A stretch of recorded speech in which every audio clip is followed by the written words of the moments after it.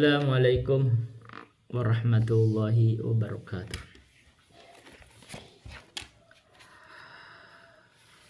Alhamdulillahil malikil haqqil mubin alladzi akmala ad-dina wa awdaha at-tariqal mustaqim.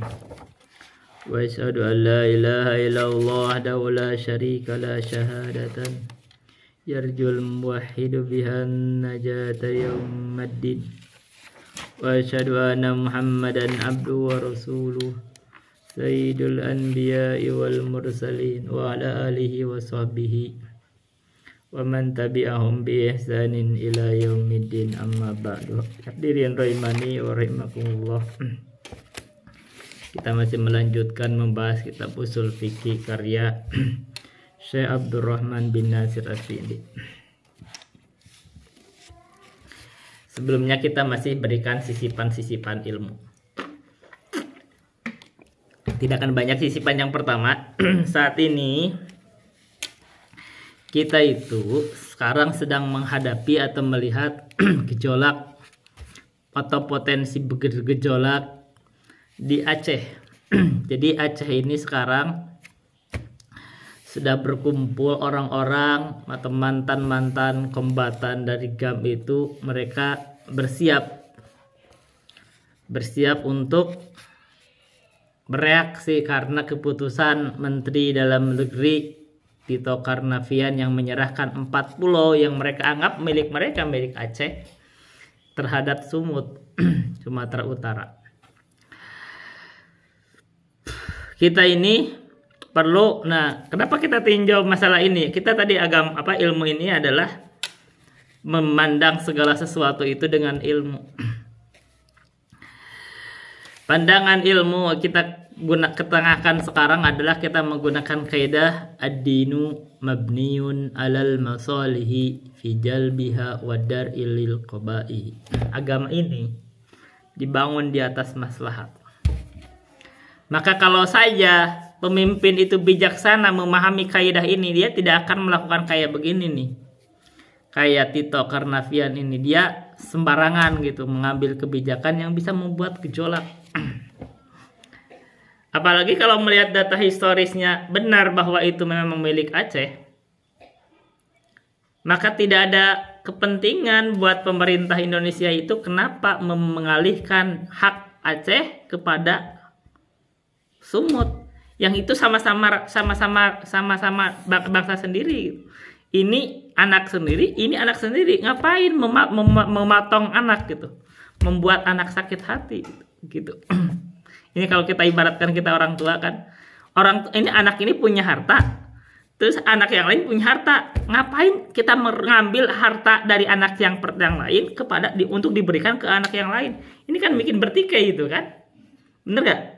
Kita paksa mengambil harta anak yang pertama, diserahkan kepada anak yang kedua. Ngapain? Kita sebagai orang tua ngapain gitu loh. Ini memang membenturkan anak. Dan akibatnya pasti anak itu marah sama orang tuanya. Nah gitu. Ini logikanya.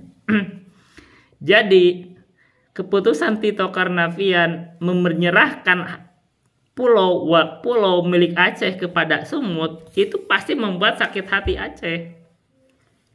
Dan orang-orang yang pernah berkecimpung di dalam perdamaian Aceh dahulu, Pak Susilo Bambang Yudhoyono SBY, Pak Yusuf Kala JK, itu sudah berteriak semua.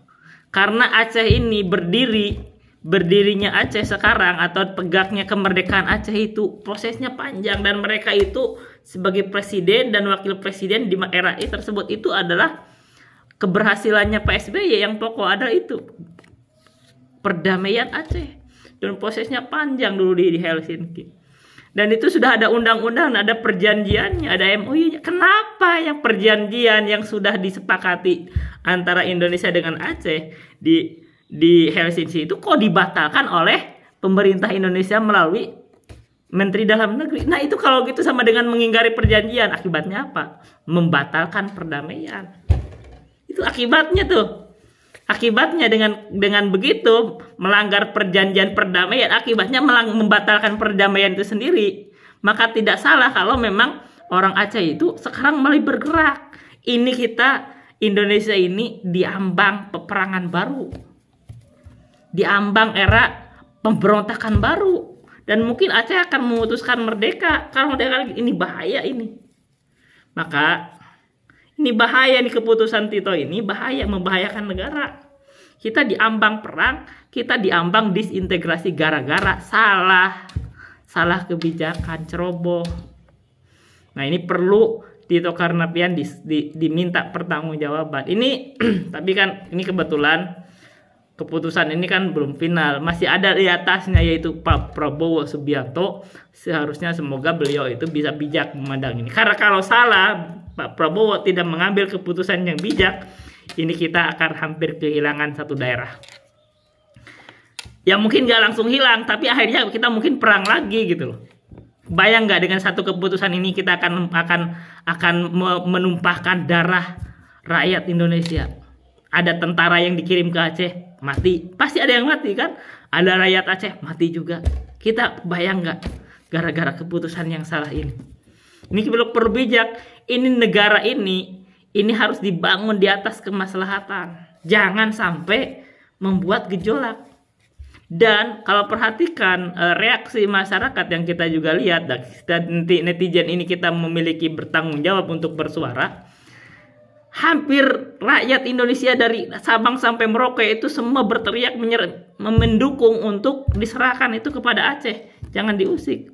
Orang Sumutnya aja, dia tidak, Sumatera Utara itu maksudnya rakyatnya aja tidak sepakat itu bukan milik kami, serahkan kepada Aceh begitu. Ini orang Sumutnya. Kenapa Bobi Nasution pengen ngotot mengelola itu? Ada apa? Ya memang kalau secara kepentingan pasti ada kepentingan pribadi, tapi inilah masalahnya nih, kalau kita negara dikelola untuk kepentingan pribadi, bahaya negara ini. Makanya kita ini saatnya kita bersih-bersih bahwa pejabat itu harus bertindak itu bukan untuk kepentingan pribadi, bukan untuk kepentingan keluarga, bukan untuk kepentingan geng. Yang orang sekarang menuduh bahwa ini adalah kepentingan geng Solo. Nah, ini kita itu harus mulai bersih-bersih. Saatnya Pak Prabowo untuk melakukan bersih-bersih di kabinetnya gitu.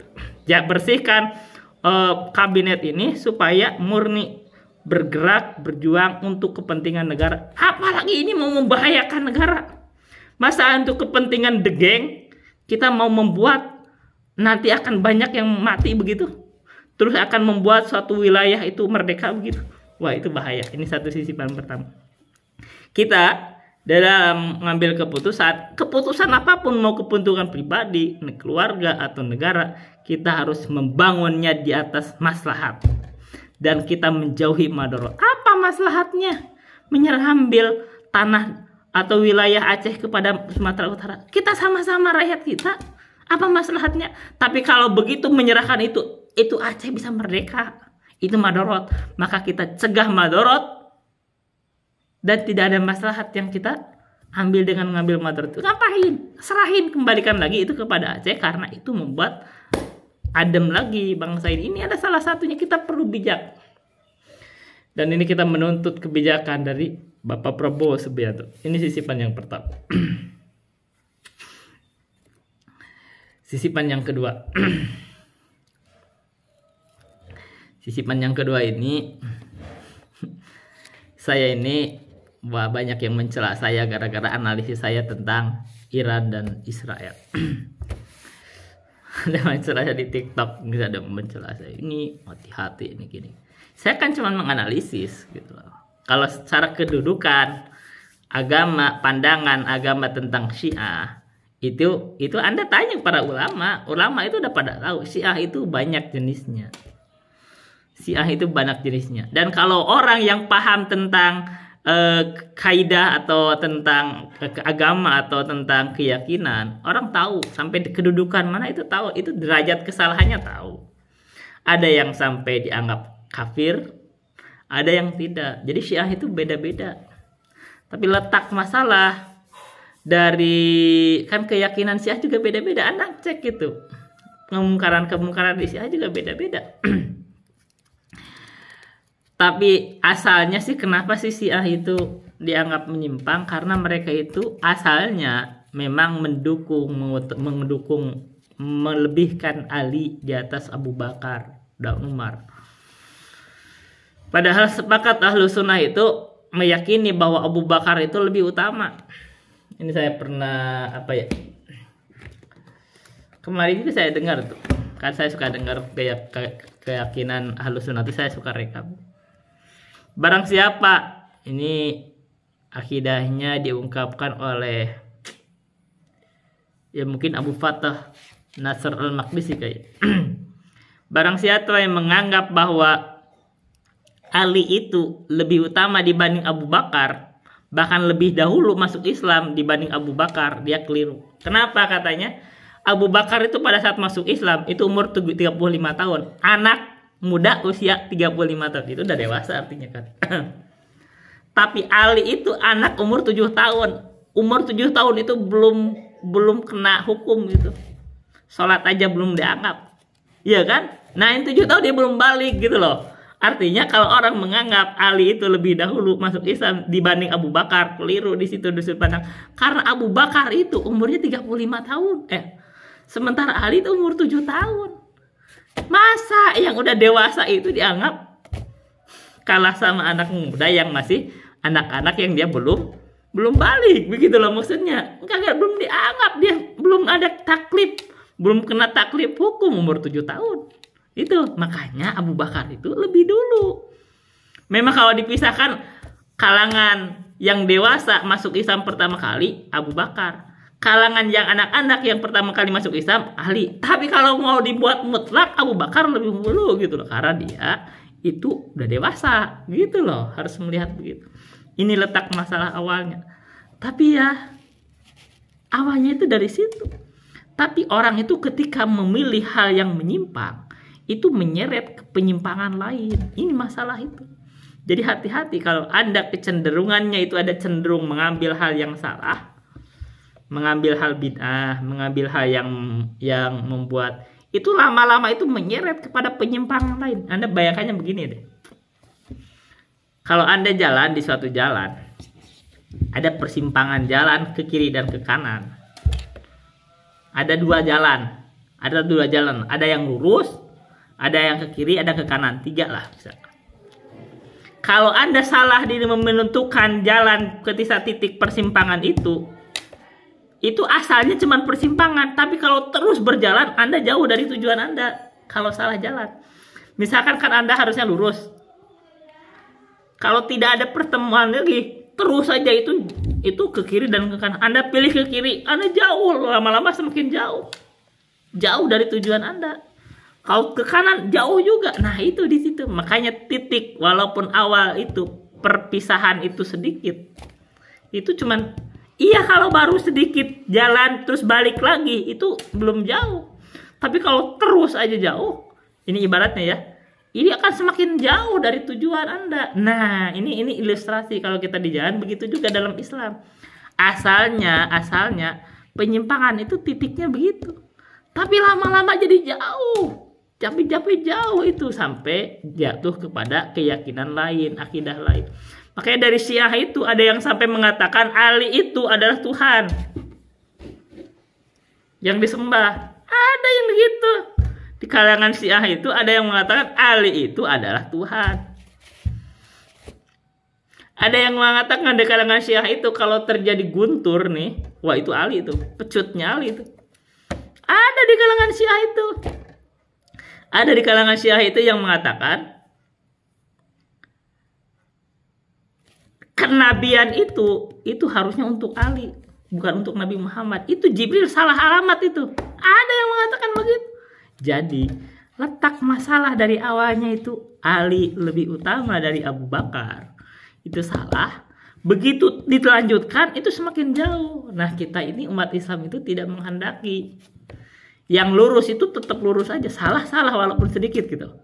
Ini kan, ini Ahlus Sunnah itu kalau dia sedikit salah ini salah. Kita begitu. Kemarin kita ngebahas masalah kuburan. Ini kalau membangun kuburan itu salah, kita salah karena kalau dilanjutin ini lama-lama menyembah kuburan. Ada nggak sekarang yang menyembah kuburan? Ada kok. Yang sujud kuburan ada. Ada yang pergi ke kuburan minta-minta, ada. Tapi dari awalnya itu titiknya itu kita udah langsung cegah. Ini kita sisipan yang ketiga. Karena mengulas dari membangun kuburan. Kenapa kita itu membangun kuburan jadi tegas haram? Karena ini titik. Kalau itu dilanjutkan ujungnya ada yang menyembah kepada kuburan. Jadi itu kita itu ada simpulkan aja ya. Satu titik kesalahan kalau itu dilanjutin itu bisa melanjutkan kesalahan yang besar. Makanya ada kaidah para ulama itu. Anda kalau buat dosa aja ya. Anda kalau berbuat dosa yang kecil itu kalau terus dibiasakan dosa kecil lama-lama jadi besar. Ini kita kaidah aja, kita kasih kaidah yang kisipan yang ketiga. Anda kalau ada buat kesalahan, kalau Anda terbiasa dengan kesalahan kecil, Anda akan keseret kepada kebiasaan kapan dosa yang besar. Gak usah jauh-jauh Anda pacaran. Awal-awal ya pacaran cuma bersentuhan tangan, terus merambat kemana-mana, lama-lama Anda berzina. Begitu. Ini kan biasa kan? Iya, itu biasa, itu ada kebiasaan. Nah, kalau yang paling lurus, yang paling selamatnya dalam agama itu dipotong. Cara motongnya gimana? Ini sisipan yang keempat boleh. Allah berfirman, wala taqrabuz zina, jangan dekati kamu zina. Nah, begitu kalau yang paling bagus. Nah, ajaran Islam tuh begitu. Bukan berarti nggak apa-apa cuman berpegangan tangan, nggak apa-apa cuman meraba. Enggak gitu, itu dilanjutin lama-lama habis masuk gitu. Yang benarnya adalah yang terbaiknya ajaran Islam tuh nggak gitu, langsung dipotong, jangan dekati. Karena kalau kamu dekati, kamu sulit untuk kembali gitu. Itu akan dilanjutin gitu. Nah, begini juga, ini filosofi di dalam beragama itu begitu. Kalau ada satu kesalahan, kamu jangan lanjutin kesalahan itu, kamu balik gitu, kembali. Jangan sampai larut di kesalahan itu semakin jauh. Nah, tapi untuk bisa tahu kembali itu kamu harus tahu salah. Ini tahu jalan ini ada persimpangan jalan. Ini persimpangan jalan. Kebetulan jalan Islam itu lurus. Jadi ini kita itu Islam itu jalannya lurus, tapi ada persimpangan di situ, ada yang ke kiri dan ke kanan. Kalau kamu salah jalan milih ke kiri atau ke kanan, kamu akan menjauh dari keislaman. Semakin lama semakin jauh begitu loh. Ini terjadi pada Syiah. Syiah itu dia itu menyimpang dari jalan Islam semakin jauh, akhirnya dia tuh nggak mau sekarang menjadi Sunni. Nggak mau, dia itu beda-beda kok. Ada yang mengatakan Al-Quran aja kurang katanya. Anda cek gitu. Ada yang mengatakan kalau Quran itu versi di dalam Syiah itu 3 kali lipat dari Quran kita. Gitu. Ada Quran yang batiniah begitu loh. Begitu loh. Nah, di dalam hal-hal itu ya semakin jauh. Nah, kita sekarang orang-orang ini yang mencela saya sendiri, kita kan katakan kemarin banyak orang itu akan tertipu kalau hubungannya dengan Syiah, dengan Iran. Karena nganggap ini itu kaum muslimin. Mereka tuh mengaku kaum muslimin, membela Palestina gitu. Padahal kita nggak tahu juga itu politik kan. Mereka misalkan kerja sama Hamas. Itu Hamas itu mungkin proksinya Iran. Dia sengaja untuk meminta simpati mungkin supaya dari rakyat Indonesia itu. Tapi asalnya kaum muslimin asalnya itu dia nggak tahu menau. Akhirnya kadang-kadang kan buat madorot kan, gitu loh. Nah, Iran ini kalau di lingkup regional itu memang banyak cawe-cawe di berbagai negara. Di Irak dia ada golongan, ada ormasnya di Iran itu masuk. Di Suriah itu udah kalau jadi disentuh sama Iran itu udah masuk gejolak tuh pasti tuh. Karena memang sebenarnya sektarian itu terjadi sektarian itu. Perang sektarian itu terjadi juga. Itu namanya perang saudara itu terjadi. Dari dulu perang saudara terjadi. Yang ada tuh siapa yang kuat dan lemah. Ini kalau Iran berkuasa, Syiah berkuasa, itu dia bengis loh kepada Ahlus Sunnah itu, dibunuh juga, disembelih juga. Bengis itu. Jangan dikira Syiah itu kalau dia berkuasa itu bengis. Karena mereka menganggap kaum muslimin itu sebenarnya murtad juga, kafir juga. Syiah itu menganggap kaum muslimin itu kalau nggak itu diperangi. Itu bengis gitu. Nah, kadang kebengisan itu. Nah, kalau kita melawan orang kafir, itu umat Islam gampang sepakatnya. bisa ini. Tapi masanya kalau kita berperang sama Syiah, ini rumit, umat Islam itu terbelah. Gitu. Itu kan marah-marah sama saya. Itu karena yang marah artinya orang-orang awam gitu loh. Dia gak ngerti apa itu Syiah. Baca coba masalah Syiah itu, keyakinan tentang Syiah itu banyak ada. Baca di kitab Maqalatul Islamiyin karya Abu Hasan Al-Asy'ari, itu ada bahasan tentang Syiah. Tapi orang-orang itu mana ngerti sih yang begituan. Dia kan harus dalam juga pembahasan akidah. Akidahnya aja masih repot-repot, kita masih berdebat sama ahlul kalam. Iya kan? Repot-repot yang mereka gitu kan belajarnya ahlul kalam. Nggak belajar akidah yang murni juga. Oh, repot-repot dia. Kita berahlul kalam aja masih repot-repot, akidahnya gini-gini. Kita berdebatnya masih ahlul kalam. Itu nggak murni juga. Nah, ini kan banyak hal yang akhirnya ya ahlul bid'ah dia membela ahlul bid'ah gitu. Kalau ahlul bid'ah mendebat sama ahlus sunnah ini memang akan selalu dimusuhi oleh semua ahlul bid'ah. Dan sudah dipastikan umat Islam ini akan berpisah ke dalam 72 golongan, 73 golongan. 72 golongan itu ahlul bid'ah. Ahlus sunnah itu cuma satu, yang otomatis satu golongan sedikit. Ya kan? Yang banyak kan 72 golongan. Kenapa Nabi mengatakan kulluhum finnar, diancam dengan neraka? Karena semuanya ahlul bid'ah gitu loh. Sementara ahlus sunnah itu cuma satu golongan, yaitu yang lurus itu. Jadi kalau dia jalan, itu dia jalan lurus terus. Nah, itu ahlus sunnah. Tapi ternyata ada belok, ada 73, ada 72 jalan lain itu ke kiri kanan. Nah, kalau kamu salah milih jalan, mau ke kanan kayak mau ke kiri kayak, kamu ahlul bid'ah. Begitu. Nah, jalan ke kanan dan ke kiri itu menujunya neraka. Sementara jalan yang lurus itu menuju surga. Berarti itulah ancaman, diancam. Kulluhum finnar illa wahidah. Semuanya itu di neraka, masuk neraka ancaman itu. Karena mau ke kanan mau ke kiri itu menuju neraka. Karena yang lurus cuma satu. Nah, yang lurus yang satu itu ahlus sunnah. Kalau dia berpegang dengan agama murni, agama Nabi Muhammad yang dijalankan oleh para sahabat, terus nggak usah noleh terhadap kebid'ahan, ya kan? Karena itu orang yang menoleh dengan kebid'ahan itu pasti membenci ahlus sunnah. Kenapa? Karena mereka merasa benar juga ini, padahal bid'ah mereka juga diciptain gitu. Dia yakin, dia kadang-kadang mereka sadar juga ini bid'ah, tapi kok pengen menguasai, oh ini benar. Kadang-kadang ngaku-ngaku ahlus sunnah. Nah, itu ribetnya juga nih, sama-sama mengaku-ngaku ahlus sunnah. Ini dia yang cuma satu yang tidak mengaku ahlus sunnah. Siapa? Syiah Rafidhah. Ini umat Islam ini kalau bisa jalan, ini adalah ahlus sunnah. Itu jalan menuju surga. Tapi ada 72 golongan lain itu diancam dengan neraka, menuju neraka. Tapi semuanya itu mengaku ahlus sunnah juga, kecuali Syiah.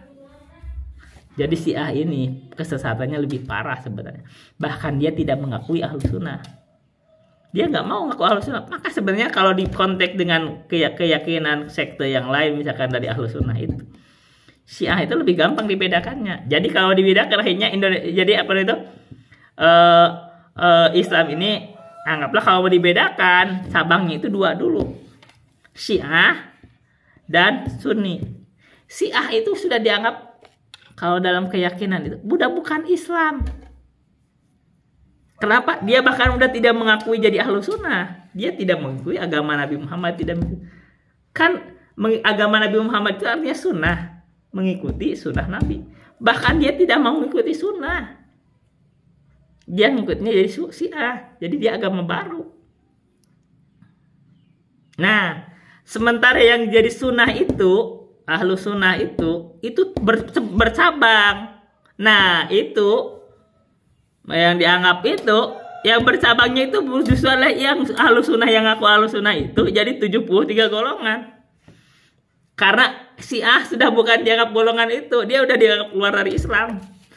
Nah, kalau itu lebih parah kalau begitu.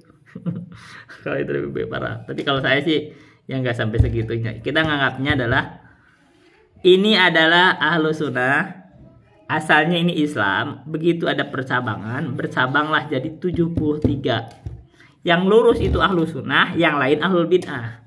Dan Ahlul Bid'ah itu termasuk Syiah, dan Syiah itu beda-beda juga gitu loh. Ini bid'ah. Jadi kalau saya nganggapnya begitu. Jadi Ahlus Syiah itu termasuk Ahlul Bid'ah. Hanya saja dari kebid'ahan itu ada yang sampai keluar dari Islam, ada yang tidak keluar dari Islam. Gitu. Jadi masih jalurnya itu masih ada penyimpangan.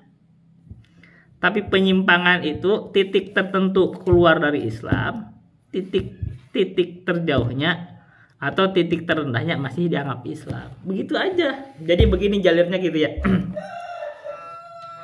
Ini jalan. Ini Ahlus Sunnah, ini jalan. Kita ilustrasinya begitu aja. Ada jalan ke kiri ke kanan tuh ada jalan.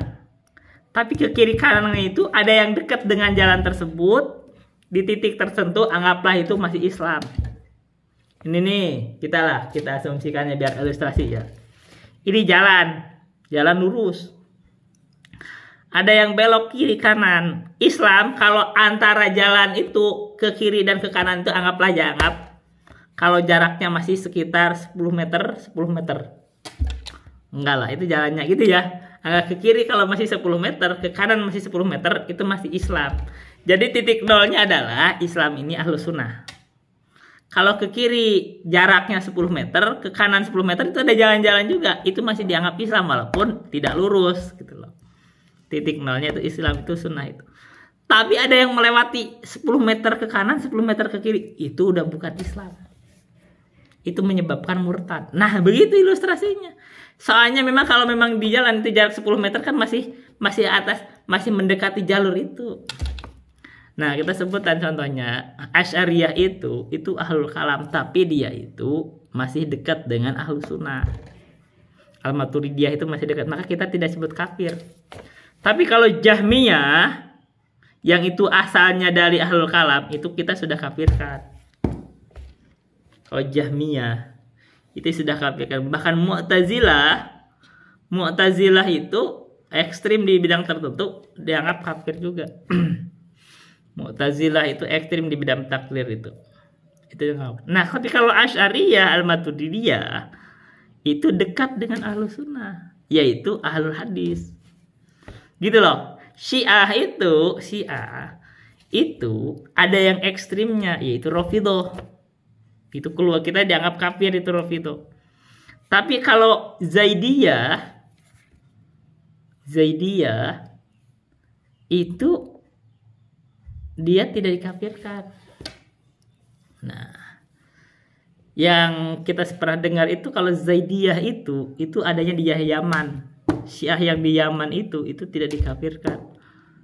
Zaidiyah itu nganggapnya Zaidiyah. Dia itu hanya berkeyakinan bahwa mereka mendukung Ali, tapi tidak mengatakan Ali lebih hebat atau lebih utama dari Abu Bakar. Tapi kalau Iran itu secara umum lebih ekstrim. Itu beda-beda tuh. Itu beda-beda.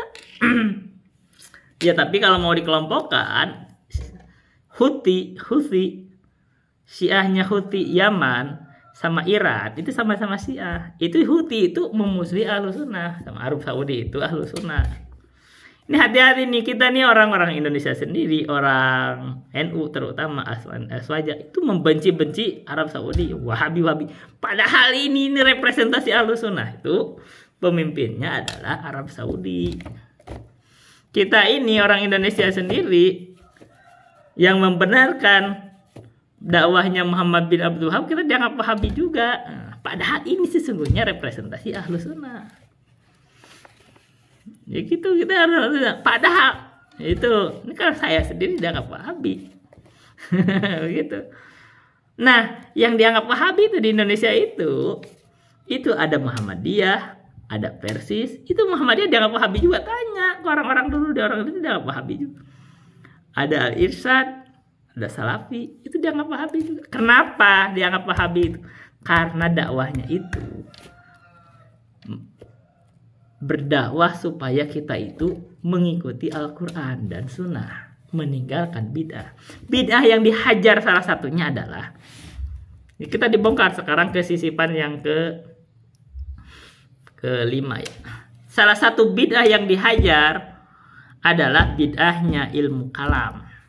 Yang ilmu kalam itu adanya di Nahdiyin, NU itu ilmu kalam, ahlul kalam dipakai. Nah, bid'ahnya ilmu kalam itu salah satunya adalah ketika mensifati Allah tidak disifati dengan apa yang ada di dalam Al-Quran. Mereka mensifatinya dengan apa sesuai dengan kehendaknya, hawa nafsunya. Tidak mensifati Allah dengan sifat yang ada di dalam Al-Quran dan Sunnah, yang dohir, yang tampak. Mereka baca Al-Quran tapi mereka palingkan maknanya sesuai dengan pemahaman mereka sendiri, maka supaya sesuai dengan hawa nafsu mereka. Maka mereka ada istilahnya itu, Al-Quran itu ditakwil, dipalingkan dari makna yang dohir kepada makna yang majaz agar sesuai dengan pemahaman mereka. Nah, ini ahlul kalam dari kalangan Asy'ariyah dan Maturidiyah itu begitu. Ini adanya di NU, adanya di Nahdiyin.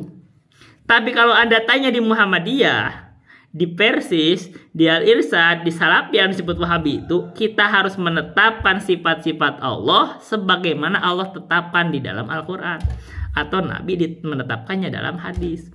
Karena itu perbedaannya, kita membuka perbedaannya Ahlus Sunnah, yang itu representasinya itu adalah Muhammadiyah, Persis, Al-Irsyad, Salafi atau Wahabi, itu akan menetapkan sifat-sifat Allah. Tanya, kalau kalimat iyadullah artinya tangan Allah, artinya menetapkan sifat tangan untuk Allah. Tapi kalau Anda tanya kepada orang Nahdiyin atau NU atau Ahlul Kalam, iyadullah artinya kekuasaan Allah, artinya menetapkan, menolak sifat tangan. Nah, ini masalahnya, letak masalahnya, menolak sifat tangan karena berdasarkan pemahaman dirinya sendiri bahwa Allah itu tidak boleh punya tangan, karena kalau punya tangan artinya sama dengan makhluk, begitu. Tapi di sisi Ahlus Sunnah itu tangan itu, sifat tangan itu, kalimat tangan itu nas dari Al-Quran, maka wajib kita menetapkannya sebagaimana nas dari Al-Quran. Dan yadun itu, tangan itu hakiki berdasarkan makna hakiki lugawi, itu yadun artinya tangan. Kita pembahasan kemarin di usul fikih, al-aslu fil kalami al-haqiqah, asal di dalam kalam itu, ini pentingnya ilmu kalam, ilmu usul fikih juga kita bermanfaat di dalam menganalisis akidah. Dan dengan hari itu saya belum belajar ilmu usul fikih aja sudah menganalisis yang benarnya ini kok. Yang benarnya ini adalah Ahlussunnah yang diikuti, yang dijalankan oleh Salafi. Padahal saya belajar di NU loh. Ini yang benarnya begitu. Nah begini, padahal saya cuma menganalisis pakai ilmu nahwu. Nah, sekarang analisis dengan ilmu usul fikih. Al-aslu fil kalam al-haqiqah, asal di dalam al-kalam itu adalah al-haqiqah. Hakikat itu kan kemarin sudah disebut, ada hakikat syar'i, ada hakikat lugawi, ada hakikat urfi. Tidak dijelaskan secara syar'i, Nabi Muhammad gak jelaskan ini yadun itu gini-gini, enggak dijelaskan sama Nabi. Itu udah dianggap paham sahabat. Berarti kembali ke hakikat lugawi, yadun itu artinya tangan. Maka para sahabat itu tidak bertanya, ya Rasul, apa yadun? Gak ada sahabat itu bertanya, apa makna yadun? Gak ada sahabat itu. Mereka tahu kalau itu artinya tangan, itu hakiki. Nah, di dalam ilmu usul fikih kita baca kemarin, kita ulang lagi ya. Kita nggak apa-apa, ini kan kita penerapan ilmu. Wal aslu fil kalami al haqiqah, asal di dalam al kalam itu al haqiqah. Maka berarti kalau disebut yadullah artinya tangan Allah, karena itu asal kalam. Nah, tidak dipalingkan kepada majaz kecuali ada dalil, ada qarinah. Makanya disebut fala yu'dalu bihi ilal majazi in kulna bihi illa idza ta'addaratil haqiqah. Kita tidak palingkan kepada majaz kalau kita membaca kalam itu, mau di Al-Quran dan hadis, kecuali berat, sulit untuk memahaminya, atau bahasa lainnya ada dalil qarinah yang itu dipalingkan. Itu kembali lagi. Nah, orang Ahlus Sunnah itu dari masa ke masa itu tidak memalingkan makna hakiki kepada majazi. Kenapa? Karena tidak ada qarinah. Kita ya sudah, yang paling amannya wa yabqa wajhu rabbik. Oh, tetap wajah Rabb, berarti menetapkan wajah bagi Allah. Ini Ahlus Sunnah. Kita tidak bilang, oh ini maksudnya adalah keridhaan Allah. Enggak begitu. Nah, kalau ahlul bid'ah dari ahlul kalam, yaitu seperti Nahdiyah atau Asy'ariyah, itu wajhu Rabb artinya ridho Allah. Allah tidak punya wajah. Yadullah artinya kekuasaan Allah. Allah tidak punya tangan, kan gitu. Nah, ini perbedaannya di sini. Dan ini tuh tetap letak, walaupun cuman bergeser-geser sedikit, itu tetap letak masalah. Dan ini perdebatan tetap ada. Nah, ini jalur Ahlus Sunnah itu dari zaman dulu nggak pernah ada yang mempertanyakan yadun itu tangan. Itu artinya diyakini hakikinya itu tangan Allah. Dari zaman dulu, dari zaman sahabat, dari zaman a'immah, tabi'in itu nggak ada yang mempertanyakan. Wajhu rabbik berarti menetapkan wajah Allah. Maka kalau kita pengen belajar yang benar lagi tentang akidah, kita harus belajar lagi ucapan-ucapan ulama terdahulu. Yang umat Islam ini, yang Islam ini masih murni gitu. Dia itu masih dekat ke sumber mata air. Maksudnya sumber ilmu yaitu Nabi itu lebih dekat. Coba dengarkan akidahnya Imam Malik gitu loh. Coba dengarkan akidah Imam Syafi'i. Itu mereka tuh masih murni. Ini saya baca coba dari Syarh Sunnah Al-Barbahari. Kita harus ada rujukannya. Di Syarh Sunnah Al-Barbahari dikatakan. Ini supaya tahu bahwa keyakinan itu ada pewarisnya dan ada pendahulunya. Kalau Anda salah ngambil pendahulu, Anda salah. Gitu. Walaupun meleset sedikit tetap salah. Nah, masalahnya melesetnya itu kita tadi ilustrasi ya. Ini jarak jalan Ahlus Sunnah. Jarak 10 meter ke kiri walaupun meleset itu masih dianggap Islam. Jarak 10 meter ke kanan masih Islam. Asy'ariyah, Maturidiyah masih di jarak itu gitu loh. Makanya kita tidak kafirkan. Tapi kalau Syiahnya Rafidhah itu sudah melencengnya jauh. Bukan 10 meter lagi, mungkin 1000 meter gitu loh. Begitu. Kalau Rafidhah, Syiah Rafidhah itu melencengnya jauh. Tapi kalau Zaidiyah, Syiah Zaidiyah itu melenceng juga, tapi masih di kisaran 10 meter. Begitu. Jadi kita itu adil memandang itu, kalau Jahmiyah itu melencengnya jauh. Tapi kalau Asy'ariyah itu melencengnya sedikit. Gitu. Kalau Maturidiyah. Jadi kita tuh mengakui, kita gitu. Berarti kita harus paham. Nah, kalau melencengnya sedikit, itu masih dihukumi hukum Islam. Kalau mereka menikah, kita masih bisa menikahkan. Dengan mereka itu masih terjadi pernikahan, masih boleh. Tapi ini bahasa lain, ini hukuman. Ada penghukuman kalau dia Jahmiyah itu sesembelihannya nggak boleh kita makan. Kenapa? Dihukumi kafir. Kalau Jahmiyah, keyakinan Jahmiyah itu dia sholat kita nggak boleh bermakmum. Kalau sampai Jahmiyah, keyakinan Jahmiyah, Rafidhah itu nggak boleh kita bermakmum pada mereka. Wala yusalli khalfal qadari wala rafidi wal jahmi. Itu keyakinan akidah Qutaibah biasanya. Kita gak boleh sholat di belakang. Wala yusalli khalfal qadari wala rafidi, di belakangnya Qadariyah. Qadariyah itu Mu'tazilah murni itu Qadariyah. Mengingkari ilmu Allah. Nah, kalau dia murni Qadariyah, itu gak boleh sholat di belakang dia. Kenapa? Dihukumi kafir. Ya kan? Wal Jahmiyah, dia Jahmiyah murni yang mengingkari sifat-sifat Allah, tapi dia ekstrim, itu kita nggak boleh sholat di belakang mereka karena dihukumi kafir. Tapi kalau Asy'ariyah, Al-Maturidiyah, walaupun ada penyimpangan, tapi penyimpangannya masih sedikit, kita masih boleh sholat di belakang mereka, gitu loh. Ya kalau nggak boleh sholat, saya nggak bisa sholat di sini. Semua ini orangnya mah Asy'ariyah, Maturidiyah, ya nggak bisa sholat. Begitu. Nah, ini boleh. Jadi kita membedakan. Yang beda dibedakan, yang sama disamakan. Ini beda antara Asy'ariyah sama Jahmiyah, ada perbedaannya. Jauh perbedaannya masih. Sama Mu'tazilah masih jauh. Gitu. Tapi Ahlus Sunnah Ahlul Hadis ada keyakinannya. Nah, kita nih ukurannya itu, ukuran kebenarannya itu berdasarkan Al-Quran dan Sunnah, dan pewarisnya adalah Ahlul Hadis. Ahlul Hadis. Ahlul hadis yang berpegang kepada ahlul hadis ada imamnya. Imamnya ahlul hadis itu contohnya Imam Ahmad, Imam Malik, Imam Syafi'i, Imam Bukhari, Abu Zur'ah Ar-Razi, Ibnul Mubarak, Ibnul Uyainah, Sufyan Ats-Tsauri. Begitu. Kalau Anda berpegang kepada para imam itu, berarti kamu berada di barisan ahlul hadis. Nah, begitu. Ini akidah agama ini, mereka nggak, jangan dipisah-pisah. Ini kesalahan mereka itu mengkotak-kotakan. Kalau kamu belajarnya fikih, ambil dari Syafi'i. Kalau agak akidah, ambil dari Asy'ari. Salah. Imam Syafi'i sendiri belajar akidah juga.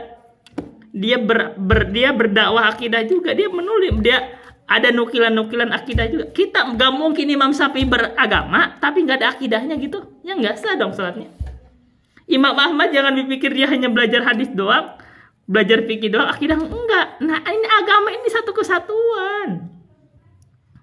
Kita ini harus satu kesatuan. Nah, kalau ada perbedaan itu jangan di perbedaan akidah. Harusnya perbedaan itu kalau mau terjadilah perbedaan di bidang fikih, yaitu muamalah atau perbedaan di dalam ibadah, yang ibadah itu ada bentuk apa namanya itu ijtihadiyah. Itu harusnya jangan di bidang akidah harusnya. Karena itu ulama-ulama kayak Imam Ahmad, Imam Syafi'i, Imam Malik itu mereka nggak berselisih dalam akidah. Mereka hanya berselisihnya dalam bab najis. Ya, mereka berselisihnya dalam bab pembatal wudhu. Begitu. Nggak, akidahnya kagak ada berselisih. Harusnya kita ini kalau tahu fakta begitu, kita sudah dikenal imam-imam Islam, kita harusnya belajar akidah itu dari mana? Dari Imam Ahmad, dari Imam Syafi'i, dari Imam Malik, dari Sufyan Ats-Tsauri, dari Imam Bukhari, dari Ibnul Mubarak, dari Qutaibah bin Sa'id, dari Abu Zur'ah Ar-Razi, begitu, dari Abu Hatim Ar-Razi, dari Fudail bin Iyad. Nah, itu ulama-ulama itu ulama Ahlussunnah. Gitu. Dan fakta lainnya ternyata Abu Hasan Al-Asy'ari yang mereka menyandarkan akidah dari Al-Asy'ariyah, di akhir hayatnya dia kembali kepada akidah Al-Sunnah, yaitu akidahnya Imam Ahmad. Kenapa? Setelah beliau belajar atau bertemu dengan murid-muridnya Imam Ahmad. Sekarang Abu Hasan Al-Asy'ari itu lahir 260 Hijriah. Imam Ahmad itu meninggal 241 Hijriah. 19 tahun sebelum Abu Hasan Al-Asy'ari lahir, Imam Ahmad meninggal. Mau dipikir Imam Ahmad gak punya akidah begitu? Dia pernah dipenjara di 3 generasi pemerintahan demi menjaga akidah. Begitu. Nah, ini akidah ini dijaga. Siapa yang mengikutinya, maka dialah Ahlus Sunnah. Siapa yang menyeleweng, dialah Ahlul Bidah.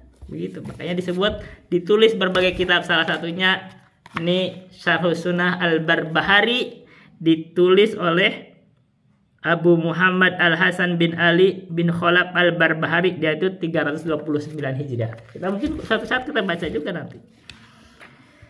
Di antara keyakinan kata Ibu Abu Hasan Imam Al-Barbahari dari keyakinan Ahlus Sunnah, saya baca sedikit sekarang supaya kita ada sisipan ilmu, tapi ini penting kita kemana-mana aja belajar, tapi di sisipan ilmu itu kita nggak terlalu jauh, kita masih ada pembahasan. Ada keyakinan disebut bahkan termasuk nih kita kan ya tentang misalkan perbedaan Asy'ariyah sama atau Ahlul Kalam dengan sifat dengan Ahlus Sunnah. Ini kita bacanya wa'lam.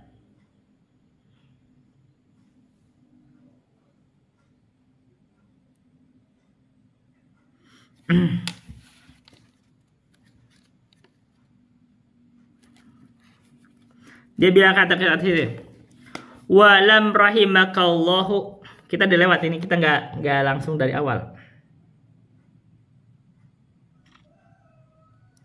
Suatu saat baca entar.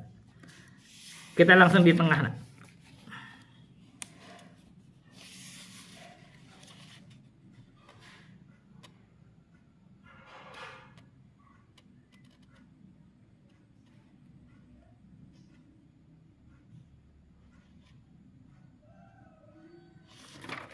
Kita baca. Kalau kita baca dari awal sedikit ya. Alhamdulillahilladzi hadana lil islami wa manna alaina bihi wa akhrajana fi khairi ummatin fanas'aluhu at-tawfiqa lima yuhibbu wa yarda wal hifdha mimma yakrahu wa yaskhatu. I'lamu anna al-islam huwa as-sunnah. Ketahuilah bahwa Islam itu sunnah. Was sunnatu hiyal Islam. Yang disebut sunnah itu Islam. Jadi sunnah di sini adalah umum. Dikeliru di sini mengatakan ini sunnah, kita harus mengerjakan sunnah-sunnah sholat rawatib. Bukan itu yang dimaksud. Jadi yang dimaksud dia lagi mengutamakan katanya sebaik-baiknya umat orang itu kalau dia itu berpegang di atas sunnah ketika terjadi manusia itu beramal dengan kebid'ahan itu dapat pahala 100 syahid. Akhirnya dia dijelaskan itu dia kayak ajaib seperti ngomong. Oh, kita harus mengerjakan sunnah sholat rawatib yang gitu. Itu salah itu. Yang disebut sunnah itu adalah ini Islam sendiri. Artinya kalau ketika umat Islam ini sudah banyak yang mengikuti kebid'ahan, tapi ada orang yang tadi satu jalur itu dia berada di arah jalur sunnah, nah baru dia itu mendapatkan, menurut dia itu riwayatnya itu 100 syahid. Kita nggak menjelaskan sahih atau tidaknya. Tapi kalau anggaplah nggak benar. Nah itu kenapa besar banget pahalanya 100 syahid? Karena pasti dimusuhi. Saya aja di sini dianggap dimusuhi semua loh. Padahal kita menyampaikan ini pasti dimusuhi ketika mengatakan ini sunnah, mereka mengatakan ini bid'ah itu memusuhi semua. Ini nggak enak kita sebenarnya jadi ahli sunnah itu nggak enak. Ketika kebid'ahan itu menyebar, nggak enak. Kita itu nggak enak. Makanya guys, nah kita bacanya. Nah, makanya Islam itu sunnah itu Islam. Wala yakumu ahaduhuma illal bilal akhar. Tidak bisa tegak salah satunya kecuali dengannya. Kita tidak bisa Islam itu tegak kecuali dengan sunnah. Mengikuti jalannya Nabi. Faminas sunnati luzumul jamaati. Bagian dari sunnah itu luzumul jamaah, komitmen di atas jamaah. Apa jamaah? Anda harus tahu jamaah itu artinya jamaahnya para sahabat. Jamaah para sahabat itu, jamaah itu artinya para sahabat. Jadi kalau kamu mau menyelisihi para sahabat, kamu gak bisa menjalankan Islam. Ini Syiah. Ini letak masalah Syiah itu, dia itu menyelisihi para sahabat. Bahkan mengkafirkannya. Kamu jelas gak bisa jadi Islam karena kamu membenci jamaah. Sementara Islam ini itu turun lewat jalurnya para sahabat. Kalau kamu benci para sahabat, kamu gak bisa menjalankan Islam. Ini Syiah itu salah satu. Makanya Syiah itu udah langsung dicoret sebenarnya. Makanya banyak yang mengatakan kalau Syiah itu udah bukan Islam. Bahkan tidak dianggap dari 73 golongan yang diajak. Kagak. Karena itu dianggap udah keluar dari Islam. Itu parahnya begitu. Ya, tapi kalau yang saya sih ngelihat yang dohirnya itu, dia tetap ahlul bid'ah. Dari salah satu golongan yang diancam dengan neraka. Hanya saja kan di Syiah ada yang tidak dianggap masuk keluar dari Islam juga. Berarti bid'ah itu ada yang mengeluarkan dari Islam, ada yang masih dalam keislaman. Kalau masih dalam keislaman nanti akan masuknya dosa besar. Dia akan masuk, kalau masuk neraka, di neraka itu dicuci, nanti setelahnya diangkat ke surga. Begitu. Artinya kalau Anda hanya berkata begini, kalau misalkan hanya memilih misalkan di Syiah itu, saya mendukung Ali, misal begitu. Tapi dia tidak mengatakan Ali lebih utama dibanding Abu Bakar. Apalagi tidak juga sampai mengkafirkan para sahabat. Itu Syiah Jaidiyah itu yang ada di Yaman. Nah kalau itu berarti itu masih Islam. Tapi kalau sampai mengatakan para sahabat kafir, begitu? Ada yang sampai begitu? Oh, sampai ekstrim itu tidak sah pemerintahan kecuali dari imam mereka, dari imamnya udah disebut gini-gini. Dan beda juga rukun Islamnya. Bisa kan segala macam udah mengkafir-kafirkan para sahabat. Nah, itu ekstrim. Gitu. Itu sih anak. Nah, kalau paman rogiba anil jamaati wa farokoha, barang siapa yang membenci jamaah, para sahabat kamu benci dan kamu berpisah dari para sahabat, faqad khala ribqatal islami min unukihi wa kana dhalan mudillan. Maka dia itu telah mencabut ribqatal islam, ikatan Islam dari lehernya itu. Kamu udah cabut, kamu udah bukan Islam lagi kalau begitu cara. Wa kana dhalan mudillan, dia akan sesat dan menyesatkan. Nah, wal asasul ladzi tubna alaihil jamaatul wahum ashabu Muhammadin. asas yang dibangun, yang asas itu dibangun atas asas itu jamaah. Jadi kalau jamaah itu asasnya itu apa? Berjamaah, kalau jamaah itu ada persatuan atau berjamaah. Asasnya itu adalah ashabu Muhammadin. Dasarnya itu sahabat Muhammad. Wa rahimahumullahu ajma'ina wa hum ahlus sunnati wal jamaah. Itulah para sahabat itu ahlus sunnah wal jamaah. Faman lam ya'khud anhum faqad dhalla wabtada'a. Barang siapa yang tidak mengambil agama dari para sahabat, faqad dhalla wabtada'a, maka dia telah tersesat dan telah berbuat bid'ah. Gitu. Jadi berbuat bid'ah itu kalau dia mengambil agama tidak mengambil dari para sahabat. Wa kullu bid'atin dhalalatun, dan setiap bid'ah itu tersesat. Kita sudah bahas kemarin, bahkan dari sudut pandang waktu aja itu pasti sesat. Nggak ada yang keluar dari kesesatan kalau dia mengambil bid'ah. Wadhalalatu wa ahluha finnari, dan kesesatan dan ahlinya itu letaknya di neraka. Ancamannya itu neraka kalau dia tersesat. Walaupun bergeser itu tetap diancam di neraka. Hanya saja kalau dia tidak sampai menyebabkan kafir, itu ada di dalam tahta masyiatillah. Itu biasa tahta masyiatillah, di bawah kehendak Allah. Wa qala Umar bin Khattab la udra li ahadin fi dhalalatin raqibaha hasibaha hudan. Kata Umar bin Khattab, tidak ada udur bagi seseorang pun dalam kesesatan yang dia menempuhnya atau dia menjalaninya, yang hasibah hudan dia dianggap itu petunjuk. Jadi tidak ada udur. Oh kan menurut saya ini petunjuk, nggak ada udur bagi kamu. Kenapa kamu nggak belajar? Walaupun dia menganggap itu sebagai petunjuk, sesat tetap sesat, kata Umar. Wala fi hudan tarikahu hasibahu dhalalatan, dan tidak ada udur di dalam satu petunjuk, yaitu ahlu sunnah ini atas sunnah ini, tarikahu yang dia tinggalkan, hasibahu dhalalatan, dia anggap sebagai dhalalah. Menurut dia dhalalah. Kita ini mengatakan kalau Allah menetapkan Allah punya tangan, itu dianggap dhalalah. Mereka menganggapnya mujassimah. Nah, tidak ada udur kamu mengatakan itu adalah dhalalah, padahal itu petunjuk. Dan tidak ada udur kamu mengatakan ini adalah dia menganggapnya bagus, misalkan gitu, padahal itu adalah kesesatan ketika kamu menjalankan. Nggak ada udur. Kenapa kamu nggak belajar? Faqad bayyinatil umuru, maka sungguh telah dijelaskan umur, perkara-perkara itu telah dijelaskan.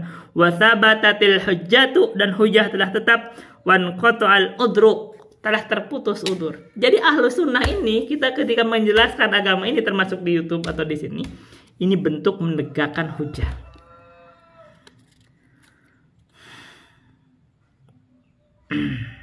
Dah, kita sekarang lewat itu. Kita ngebahas sekarang kan ini masih sifatnya panjang kalau bahas panjang semua ini.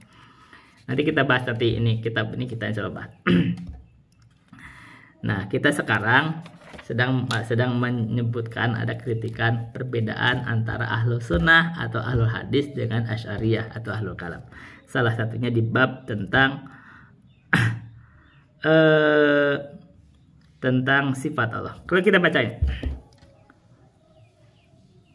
wal kulul kalam wal khusumatu wal jida'u wal mira'u muhdatsun. Kalam itu, ilmu kalam ini, wal khusumatu wal jidalu wal mira'u muhdatsun. Ilmu kalam, khusumah, jidal dan miro itu muhdas, itu bid'ah. Itu asy'ariyah, itu ilmu kalam. Mereka itu mengakui ilmu kalam, mereka mengakui itu ada bid'ah. Yaqdahu syakka fil qalbi wa in asaba sahibuhul haqqa was sunata. Dia itu ilmu kalam itu membuat hati itu menjadi ragu. Walaupun sahibnya itu benar di atas hak dan sunnah, tetap ada keraguan. Ini ilmu kalam. Wa'lam, dan ketahuilah rahimakallahu annal kalama fir rabbit ta'ala muhdatsun. Ketahui bahwa sesungguhnya berbicara tentang Allah itu muhdatsun. Apa? Bid'ah. Ini ilmu kalam itu ilmu yang membicarakan tentang Allah, itu bid'ah. Karena kamu gak boleh membicarakan tentang Allah. Nabi telah bersabda, tafakkaru fi khalqillah wala tafakkaru fi dzatillah. Kamu berpikirlah tentang makhluk Allah, kamu jangan berpikir tentang zat Allah. Tapi ini ilmu kalam, ini berbicara tentang zat Allah. Ini bid'ah. Ini dari situ sudah bid'ah, kamu sudah maksiat kepada Rasulullah. Wa huwa bid'atun wa dhalalatun, dan kalam ini, ilmu kalam ini adalah bid'ah dan dhalalah. Wala yutakallamu fir rabbi, dan tidak boleh dibicarakan tentang Allah. Allah itu gak boleh dibahas karena kita gak pernah melihat Allah, gak boleh dibahas. Kita hanya meyakini apa yang sesuai dengan nas, selesai. Illa bima wasafa bihi nafsahu, kita tidak boleh membahas Allah kecuali dengan apa yang Allah mensifati dirinya fil Qur'ani, di dalam Al-Quran. Dan ahlul kalam itu dia membicarakan tentang Allah tapi tidak dengan Al-Quran. Makanya dianggap bukan ahlus sunnah, bukan ahlul Quran, tapi ahlul bid'ah. Karena kalaupun mereka membahas sifat-sifat Allah itu tidak menggunakan sifat yang ada di dalam Al-Quran, dia menggunakannya dengan akalnya. Kalau Al-Quran gak sesuai dengan akalnya, Al-Quran mereka ubah. Al-Quran bahasa mereka takwil, diarahkan dari bahasa kalimat Al-Quran dari yang dohir, yang jelas itu, kepada majaz supaya mencocoki hawa nafsunya. Ini kekeliruan mereka. Yang ini kita bantah. Loh, kemarin kita bahas mereka terjingkak-jingkak, mereka kepanasan ketika saya mengarahkan ucapannya para imam Syafi'i dan segala macam ketika mengatakan makruh itu kepada haram, tapi mereka tidak merasa salah ketika mengarahkan Al-Quran dari makna yang dohir, dari makna yang hakiki kepada majaz supaya sesuai dengan hawa nafsunya. Dan ini letak kesalahan pertama, kesalahan paling pokok. Maka kita tidak boleh, kata Imam Al-Barbahari, membahas tentang Allah kecuali dengan apa yang Allah sifatkan dengan dirinya dalam Al-Quran. Wa ma bayyana Rasulullah li ashabihi, dan apa yang Rasulullah telah jelaskan kepada sahabatnya. Wa huwa jalla thana'uhu wahidun, dan Allah itu maha jalla thana'uhu, maha agung thana'uhu, pujiannya. Wahidun, dan Allah itu satu. Laisa kamitslihi syai'un wa huwas samiul basir. Dan letak masalah mereka sendiri itu karena salah memahami laisa kamitslihi syai'un. Kalau menurut mereka laisa kamitslihi syai'un artinya Allah tidak sama dengan makhluk, tidak boleh sama sekali sama. Karena itu kalau makhluk punya tangan, Allah tidak punya tangan. Kalau makhluk punya wajah, Allah tidak punya wajah. Ini letak kesalahannya. Maka letak, kalau Anda ingin belajar, mempelajari akidah yang lurus, terutama untuk membantah ahlul kalam, Anda pelajari baik-baik ini, buka tafsirnya. Dan saya sudah pernah ada pembahasan dari 14 tafsir tentang masalahnya. Laisa kamitslihi syai'un. Dan saya dari sudut berbagai bahasa, dari sudut penerapan dari berbagai ilmu. Rabbuna awwalun bila mata. Tuhan kami ini, kata Imam Al-Bahari itu awwalun bila mata. Dia itu awal tanpa ada waktunya, tanpa ditanya kapan. Wa akhirun bila muntaha, dia akhir tidak ada akhirnya, tidak ada ujungnya. Awalun tidak ada awalnya, tidak ada permulaannya, tidak ditanya kapan-kapannya, dan tidak ada akhirnya, dan akhir tidak ada ujungnya. Ya lamus sirra wa akhfa. Allah itu, Rabb kami itu mengetahui yang rahasia dan yang tersembunyi. Sirra wa akhfa sama-sama yang tersembunyi. Ala arsyihi istawa, Allah di atas arsnya beristiwa. Ini keyakinan Ahlussunnah, itu menetapkan Allah istiwa di atas ars. Wa ilmuhu bikulli makanin, ilmu Allah itu di setiap tempat. Jadi yang ada di setiap tempat bukan Allah, tapi ilmunya. Tapi Allah itu istiwa di atas ars. Istiwa itu artinya tinggi di atas ars. Tidak berbicara, oh berarti Allah butuh ars. Tidak ada bicara Allah butuh ars. Tapi Allah itu tinggi, maha tinggi di atas ars. La yakhlu min ilmihi makanun, tidak ada yang kosong dari ilmunya, makanun, satu tempat pun. Jadi Allah itu tidak ada yang tempat yang blind spot gitu loh. Oh ini satu tempat tertentu Allah tidak tahu. Nggak ada. Itu semua Allah tahu. Karena Allah ilmunya di situ. Wala yakulu fis sifatir rabbi kaifa walima. Dan tidak dikatakan di dalam sifat Allah itu kaifa, bagaimana, walima, dan kenapa. Illa syakun fillahi tabaraka wa ta'ala. Dan tidaklah berkata di dalam sifat Allah itu kenapa, bagaimana, kecuali akan menimbulkan keraguan tentang Allah.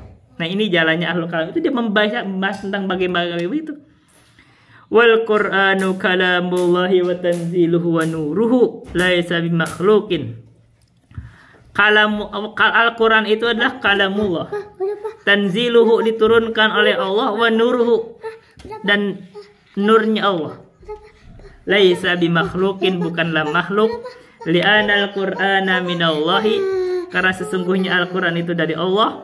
Wa ma kana minallahi falaisa bimakhluqin, dan apa saja yang datang dari Allah maka itu bukanlah makhluk. Wa hakada qala Malik bin Anas wa Ahmad bin Hanbalin wal fuqaha'u qablahuma wa ba'dahuma wal mira'u fi kufr. Ini demikianlah dikatakan oleh Imam Malik, oleh Imam Ahmad bin Hanbal, dan para ahli fikih sebelumnya dan setelahnya. Dan miro berdebat di dalam masalah ini adalah kekufuran. Kita akan lanjutkan. Saya mau lanjutin, udah lama. Baik, kita akan lanjutkan pembahasan. Habis mengantarin si Ubed. Kita lanjut membahas usul fikih. Kisipannya cukup panjang. Wa minha yakhtaru ahlal maslahataini wa yartakibu akhaffal mafsadataini inda tazahumi. Wa la hada al-aslul kabiru wa hala hada al-aslil kabiri, bacanya yunbana masailu katsiratun. Nah, itu kita bahas. Ini ada penting, hampir nyambung sama sisipan yang pertama. Wa minha, dan dari usul-usul yang atau disebut al-qawaidul kulliyah, kaidah-kaidah kulliyah yang diambil dari Al-Quran dan Sunnah. Minal qawaidil kulliyati, dari kaidah-kaidah al-kulliyah adalah kaidah al-muqaranatu bainal masalih wal mafasidi. Muqaranah antara masalih dan mafasid. Jadi kalau ada berbarengan ada mafasid dan masalih gimana? Walidzalika idza ta'aradat maslahatani fa innana naf'alu al-maslahatal ulya. Bila mana, dan karena itu bila mana saling berselisih antara dua maslahat, maka innana naf'alul maslahatal ulya, maka kita mengambil maslahat yang paling besar. Ini kita hubungkan tadi masalah misalkan Aceh. Maslahatnya apa sih? Ada maslahat mungkin kalau pulau ini diserahkan ke Sumut karena mungkin lebih dekat. Itu satu maslahat. Tapi ada madorot, Aceh lepas. Ya kan? Nah, itu kenapa kita lepas, kita buang madorot, kita ambil maslahat, yaitu supaya Aceh tetap bersama, tidak berantem lagi, tidak berontak. Nanti timbul perpecahan. Biarkan aja masih di dalam wilayah Aceh. Itu satu. Atau walidzalika idza ta'aradat maslahatani fa innana naf'alul maslahatal ulya. Ada dua maslahat. Maslahat yang pertama, ini kalau dekat dengan Sumut, masuk ke Sumut mungkin lebih dekat. Tapi ada maslahat lebih besar, yaitu supaya Aceh tetap di dalam bingkai NKRI. Maka biarkan diserahkan kepada Aceh. Ini dukungan saya begitu. Jadi kita serahkan itu pulau tetap masih di wilayah Aceh. Karena itu maslahatnya lebih besar. Karena kalau Anda mengambil maslahat misalkan pulau itu supaya dekat, dikelola mungkin lebih dekat, kalau secara peta itu memang secara peta itu lebih dekat ke Sumut. Tapi membuat madorot lebih besar, bergejolak perang di Aceh, itu malah madorot. Bagaimana kita membangun negara ketika terjadi peperangan? Akhirnya malah lepas Aceh. Gitu loh. Akhirnya begitu lepas Aceh, masuk negara lain, masuk di situ kerja sama Aceh, simpan pangkalan militer. Sudah Indonesia diacak-acak kalau begitu. Bener kan? Nah, gitu. Jadi kita harus sadar nih. Terutama kalau kita menjadi pejabat itu harus, kalau buat saya ya, orang yang jadi pejabat ini harus paham usul fikih dan kaidah fikih supaya bisa berijtihadnya lebih mantap. Kalau menurut saya, ini kalau orang nggak paham kaidah fikih dan usul fikih itu akan banyak kekacauan. Walau kana fi dzalika tarkun lil maslahatil aqalli. Jadi walaupun di dalam hal tersebut kita meninggalkan maslahat yang lebih rendah, boleh kita ambil maslahat yang lebih besar, walaupun kita meninggalkan maslahat yang lebih kecil. Wa min hunna idza ta'aradat maslahatu fardin ma maslahatil jamaah fa innana nuqaddimu maslahatal jamaati ala maslahatil fardi. Dan dalam tersebut, bila mana ada perselisihan antara maslahat satu orang atau satu keluarga dengan maslahat al-jamaah, maslahat kelompok, maslahat kebersamaan, maka kita mendahulukan maslahat kebersamaan di atas kemaslahatan seseorang. Ini yang jadi masalah di kita itu begitu. Kalau ada bertentangan antara maslahat pribadi sama maslahat umum, diutamakan maslahat pribadi. Kalau ada pertentangan antara maslahat keluarga dengan maslahat negara, dibongkar maslahat negara. Yang ini masalahnya di sini. Tidak ada ketulusan, tidak ada kebijakan.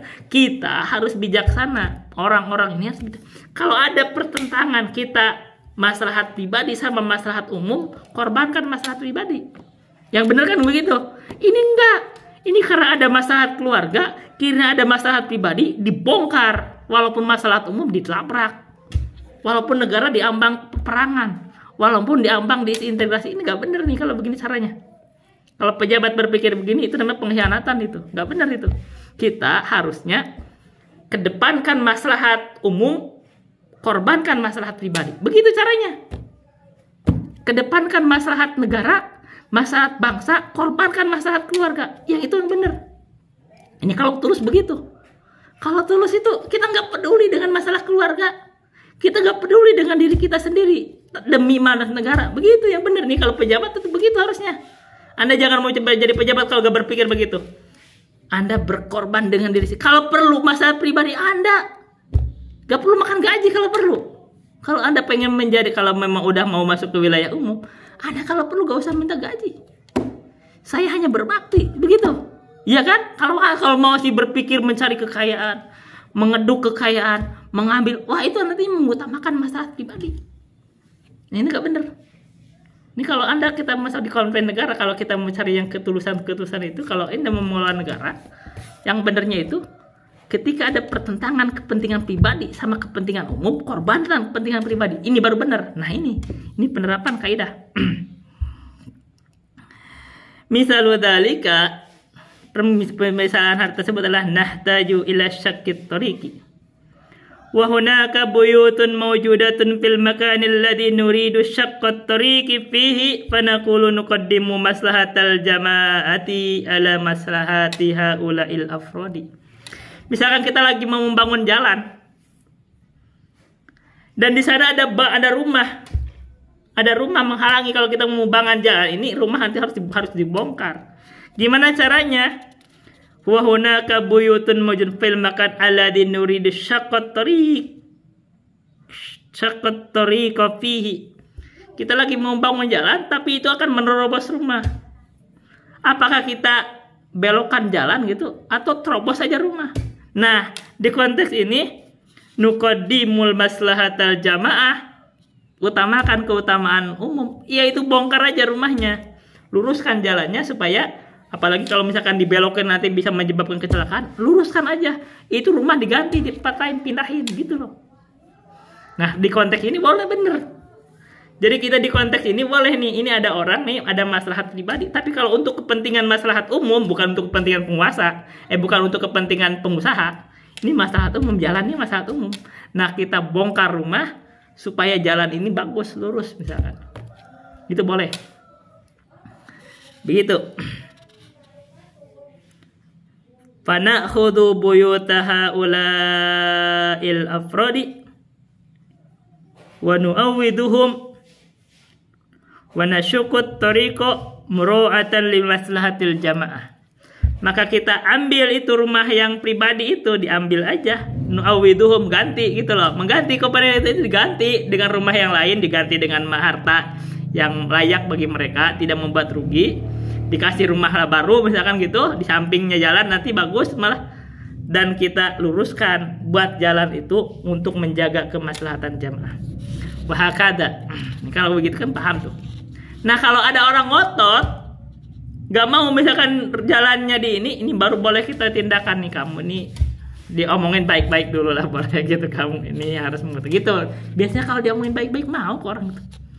Kita akan ganti supaya ini gini, mau biasanya orang mau.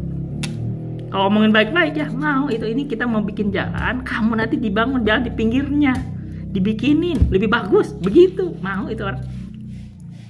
Wa kada idza ta'aradat mafsadatani fa innana nartakibul mafsadatal aqall min ajli dar'il mafsadatil a'la. Dan begitu pula bila mana ada ta'aradat, ada bertentangan antara dua mafsadat, maka fa innana, maka sesungguhnya kita itu nartakibul mafsadatal aqall, ambil mafsadat yang lebih ringan, min ajli dar'il mafsadatil a'la, dengan tujuan mencegah mafsadat yang tertinggi. Maka itu seperti kemarin Kang Jalin nanya, Ustaz, gimana hukumnya masturbasi atau mengeluarkan sperma dengan tangan sendiri? Saya jawab kenapa nanya begini, tapi saya jawab juga, kalau Anda terdesak di suatu tempat, di situ terdesak untuk berzina, tidak bisa dihindarkan kecuali Anda melakukannya, mengeluarkan sperma Anda dengan tangan sendiri, maka mengeluarkan sperma dengan tangan sendiri itu masih lebih dianggap wajar daripada jatuh ke dalam berzina. Ini kaidahnya. Namanya itu irtikabu akhafi dararain, atau bahasa sini fa innana nartakibul mafsadatal aqalla, kita mengambil mafsadat yang lebih ringan, yaitu dikeluarkan spermanya dengan tangan sendiri, min ajli dar'il mafsadatil a'la, supaya menghindari mafsadat yang lebih besar, yaitu berzina. Itu baru boleh. Wa min amsilati dalika, dan dari permisalan hal tersebut adalah ma idza nadarna anna safaral mar'ati biduni muharramin fihi mafsadatun, lakin law qadara annal mar'ata mawzawjiha famata zawja fi safari fahina idin indana mafsadatani. Sekarang bagaimana? Dari permisalannya adalah sesuatu yang idza nadarnya, kita pandang itu, anna safaral mar'ati biduni muharramin fihi mafsadatun. Kita pandang misalkan kalau seorang perempuan berjalan tanpa mahram, biduni mahramin, maksudnya bukan mahramin, biduni mahramin, tanpa mahram itu fihi mafsadatun, di dalamnya ada mafsadat. Jadi kalau seseorang itu berjalan, perempuan tanpa mahram, maka itu ada madarat, ada mafsadat. Lakin lau qadara annal mar'ata ma zawjiha, lau qudira bacanya lain, lakin lau qudira annal mar'ata mawjujiha famata zawjuha fis safari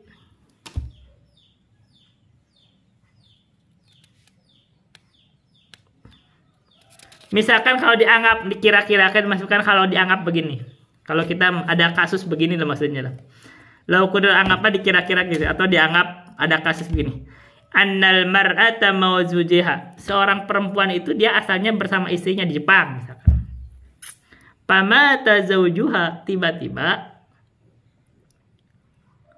pamata zawjuha fis safari, misalkan orang itu dari Jepang, misalkan di Jepang, misalkan kalau di Jepang lagi perjalanan, dia itu sedang keperluan ke Jepang, seorang istri sama suaminya. Famata zawjuha fis safari, tiba-tiba suaminya tuh meninggal di Jepang. Fahina idin indana mafsadatani. Maka dalam hal ini di sisi kita itu ada dua mafsadat. Al mafsadatul ula safaratul mar'ati biduni mahramin.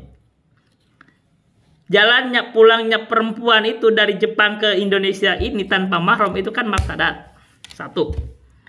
Yang mafsadat yang kedua, baqa'u hadhil mar'ati fi baladil qurbati aw fi sahra'i.